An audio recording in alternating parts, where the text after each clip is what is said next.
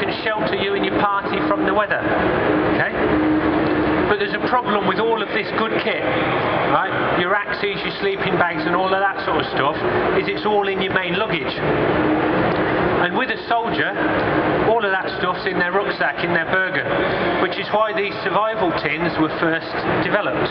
Because if for any reason they got separated from their main luggage, right, they could leg it with the basics of survival still in their belt kit. Now, there's an important thing for civilians to recognise. This was developed to go in the belt kit, which would also have a couple of litres of water, might have a poncho strapped on the back, so you've already got quite a lot of stuff there. You can bash her up, you've got water, you might have some emergency rations, right? You're also going to have a knife on there, or a bayonet or something, and most soldiers are going to have a weapon and ammunition. So if it really came down to it, right, they could go and shoot food. Obviously they wouldn't like to because it gives the game away, but in a life or death situation they could. So we could look at this on all of our courses. We go through this in a lot of detail, talking about, you know, what you can put into it.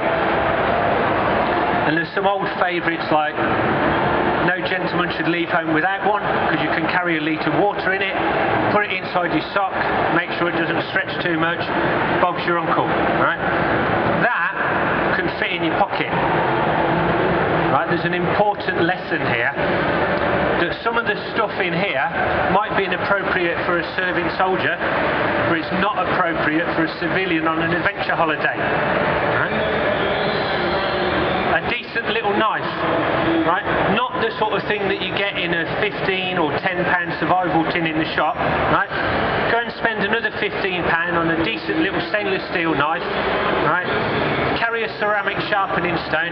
If you need to, this thing's like a little razor, right? You need this though, because when you use it, you'll blunt it, right? So yes, it takes up a lot of space in your tin, but it's one of the essentials, the ability to keep a knife sharp. Problem number two though, on your adventure holiday, they're normally overseas, right? What airport in the world can you get on the plane with that in your pocket? You can't do it these days. So that's going to be in your rucksack or your suitcase or whatever, in the hold of the plane.